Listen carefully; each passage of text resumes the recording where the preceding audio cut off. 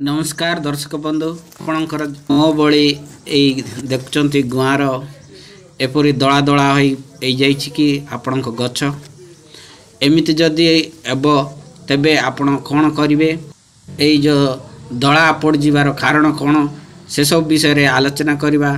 तो आपण जदि नुआ आई चैनल गोटे सब्सक्राइब करने सहित वीडियो को लाइक कर दिंतु।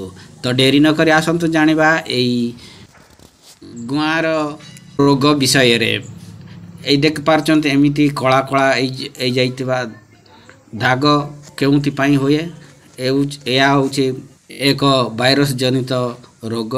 आपणकर जमी रे जदि बा आपण फसल रे धड़ा माछी होइतिबे तेबे यही रोग होता है। तेणु यही रोगर नियंत्रण पाई आपण डाइपेथुरन व्यवहार कर पारिबे। प्रति 7 दिन को थरे 2 ରୁ 3 थर आपण जदि स्प्रे करेंगे तेबे यही रोगटी संपूर्ण निराकरण हम जहाँकि से खड़ा कला होइतिबा फल गुड़िक या तो आउ दला हम ना किंतु परवर्ती अवस्था रे जहाँ फलिबो ता आपणकर भल फल हो।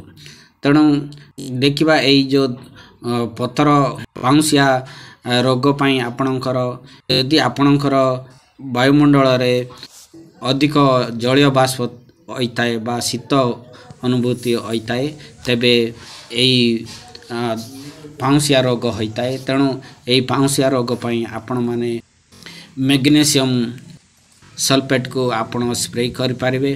प्रति 7 दिन अंतर रे 2 ରୁ 3 थर स्प्रे करंतु जहाँकि यही पाउंसिया रोग संपूर्ण भल हो आपण को ठीक अमल मिल। तो एमती होगले आपणकर बजार रे आउ भल सेलिंग हे ना। तेणु आपण यही 2 प्रकार रोग पाई जदि सठिक समय रे नियंत्रण करेंगे तेबे आपणकर फसलटी ठीक हो रहिबो जहाँकि आपणको अमलटी केबे न कमी आपण को सठिक अमल मिलता है। या चटिया रोग भाभी जदि आपण विलंब करेंगे तेबे आपण को संपूर्ण यही रोगटी आपण फसल को ग्रास कर। तेणु आपण या यथाशीघ्र निराकरण करंतु एवं रोगर उपशम पातु। ये वीडियोटी आपन को जदि भल लागछि वीडियो को गोटे लाइक करंतु एवं चैनल गोटे सब्सक्राइब करवा भूलंतु नहीं एवं आपण सांगसाथी मान पाक शेयर करंतु जहाँकि से विषय जानी से रोग पाई निराकरण करि पारिबे।